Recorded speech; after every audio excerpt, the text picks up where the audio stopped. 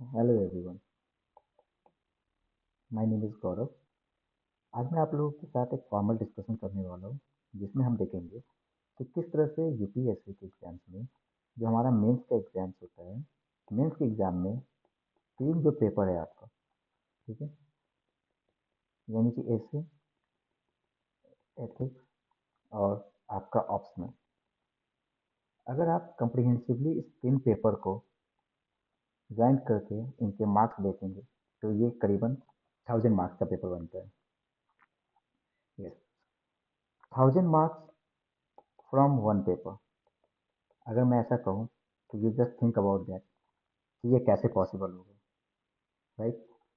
आप जान के हैरान रहेंगे कि अगर आपने अपने यूपीएससी के प्रिपरेशन के दौरान अगर आपने सिर्फ एक पेपर पे फोकस शिफ्ट किया और एक पेपर को आपने अपने पूरे यूपीएससी मेंस प्रिपरेशन में कंप्रिहेंसिवली कवर करेंगे तो वो पेपर आपके 1000 मार्क्स यानी कि आपके तीन पेपर को इजी टारगेट करने में हेल्प करेगा।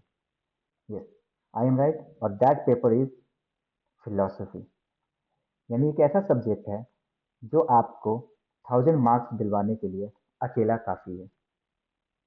अब आप ये सोच के हैरान रहेंगे कि कैसे फिलोसफीज को पढ़ के ये तीन पेपर को हम टैकल कर सकते हैं अपने मेंस प्रिपरेशन से। इसी के बारे में मैं कुछ डिटेल से बात करने वाला हूँ और देखते हैं कि कैसे और क्यों। कैसे हमें एक ये पेपर पढ़ के तीन पेपर को सॉल्व करना है और क्यों ये पेपर इंपॉर्टेंट है, जिसकी वजह से हम इस तीन पेपर को सॉल्व कर पाएंगे। वन बाय वन मैं आपको अप्रोच बताने वाला हूँ इसमें कि कैसे और क्यों आप इस पेपर को ऑप्ट कीजिए और इस पेपर को पढ़िए, क्योंकि इस पेपर से आपका तीन पेपर क्लियर होने वाला है और ये तीन पेपर ही माइलस्टोन है आपके मेंस में आपका फाइनल सिलेक्शन दिलाने में।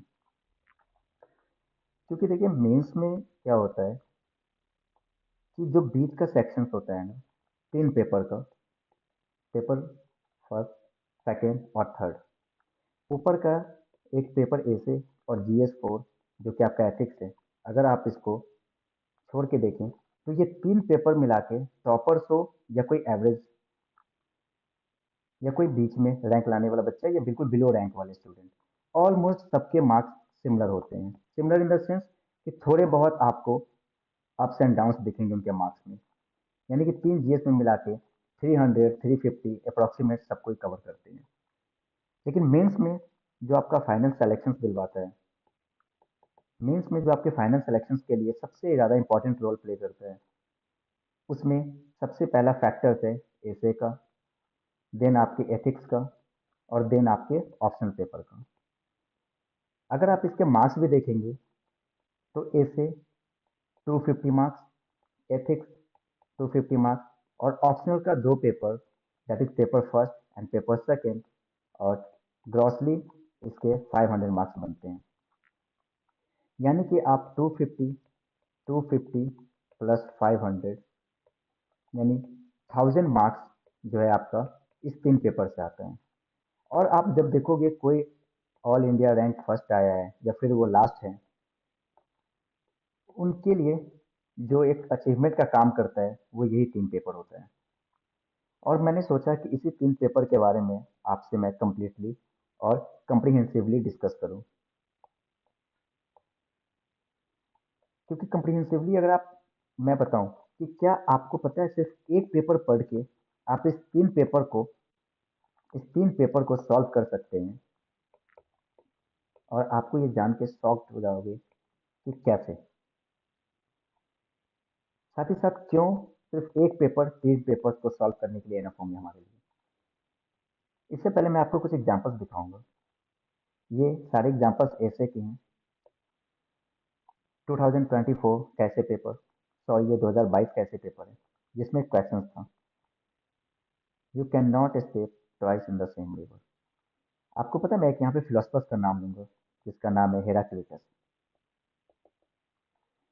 या फिर आप इसको इंडियन फिलोसफी के बुद्धिस्ट फिलोसफी बुद्धिस्ट के फिलोसफी से इसको अलाइन करके देख सकते हैं। यानी कि आप ये लेके चलिए कि यहाँ पे मैंने एक फिलोसफर के बारे में आपको बताया है। नेक्स्ट अगर आप मैं आपको बताऊं तो अगर आप यहाँ देखिए, तो यहाँ एक क्वेश्चन है आपका, the daughter is true man of science.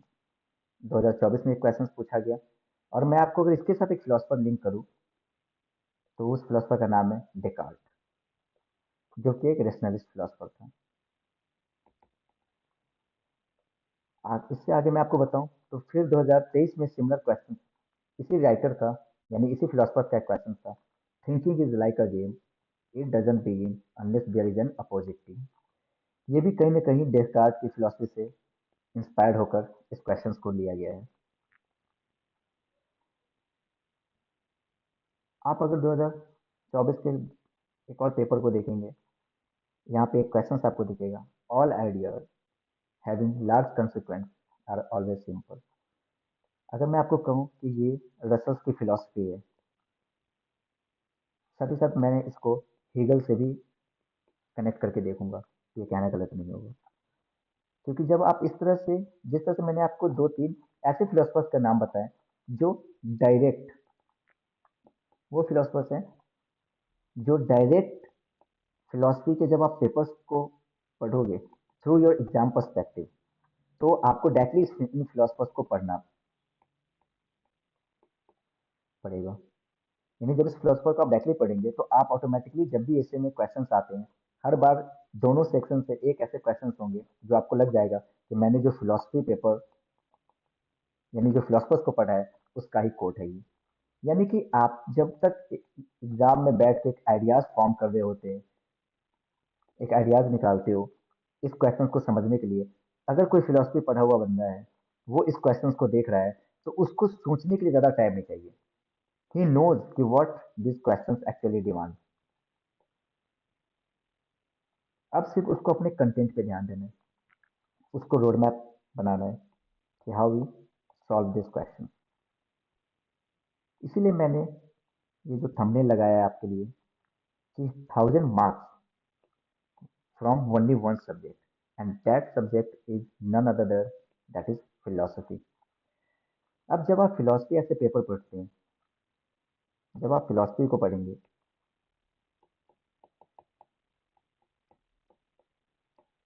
तो ये आपको एक ब्रॉड पर्सपेक्टिव दे जाता है, जिससे आपका ऐसे सॉल्व करने में बहुत आसानी होता है। साथ ही साथ ऐसे में डायरेक्टली फिलोसफर्स के कोट आते हैं, तो आपने वेरियस फिलोसफर्स पढ़ा हुआ है, इंडियन, वेस्टर्न, जो कि आपको हेल्प करता है एक ऐसे को सॉल्व करने के लिए। एक ब्रॉड वे माइंडसेट आपको डेवलप करके देता है। साथ ही साथ ethics, it is a branch of philosophy. ये फिलोसफी का ब्रांच है एथिक्स।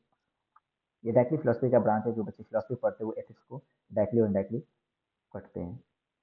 तो आपको ये भी सॉल्व करने में, एक वाइडर पर्सपेक्टिव डेवलप करने में, एक नैरो माइंडसेट को एक ओपन माइंडसेट बनाने में आपको हेल्प करता है। अब मैं आपको अगर फिलोसफी की बात बताऊं, तो एक ऐसा पेपर जो आपको 3 पेपर सॉल्व करने में इंपॉर्टेंट है। साथ ही साथ फिलोसफी के जो 2 पार्ट्स हैं, पार्ट 1 और पार्ट 2, उसमें आपको ये सारे फिलोसफर्स मिल जाएंगे, वेस्टर्न फिलोसफर्स, इंडियन फिलोसफर्स।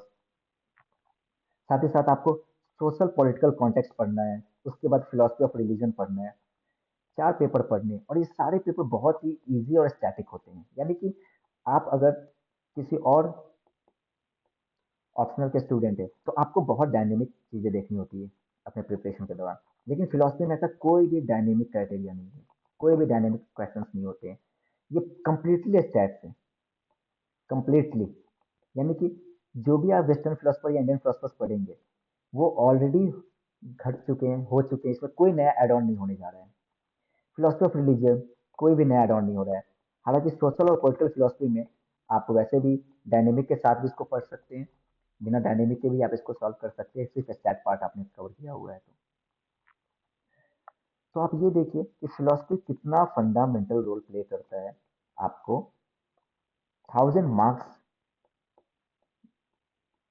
के क्वेश्चंस को सेटल डाउन करने में। यानी कि एक ऐसा पेपर पूरे के पूरे यूपीएससी दौरान, जो एसे है, जो एथिक्स है, और जो आपका ऑप्शनल है,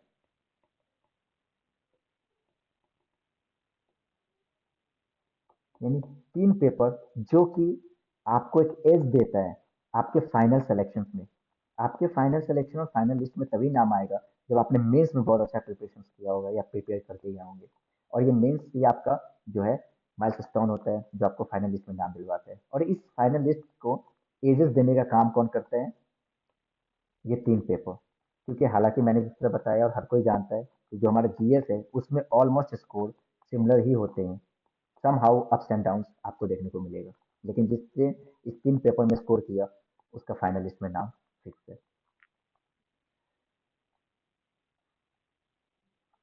तो इसलिए हालांकि बहुत ही ज़्यादा कंटेंट नहीं पढ़ना हमें फिलोसफी में, सिर्फ 4 सेक्शन है, 4 पेपर है, तो आप इन पेपर को इजीली 2 महीने में भी कवर कर सकते हैं। और कंप्लीटली स्टैट्स है, तो आपको ज़्यादा डायनेमिक तरीके से इसको सोचना भी नहीं है और सॉल्व भी नहीं करना है। अगर आप इसी तरीके के और वीडियोस देखते हैं या फिर आप फिलोसफी में इंटरेस्टेड है, तो आप इस दिए गए नंबर पे कांटेक्ट कर सकते हैं अपने ऑप्शनल्स के प्रिपरेशन से लेकर, साथ ही साथ एथिक्स और एसे। मेरा नाम गौरव है और मैं फिलोसफी एथिक्स एसे का टीचर हूँ, और मैंने बहुत सारे जो है एग्जाम्स अपने ऑप्शनल पेपर को लेकर क्लियर किया हुआ है। तो इसलिए आप अगर एथिक्स एसे या ऑप्शनल यानी कि दैट इज योर फिलोसफी में इंटरेस्टेड है, तो 8002283852 पे व्हाट्सएप करके या फिर डायरेक्ट कॉल करके आप मुझसे कनेक्ट कर सकते हैं। Thank you very much.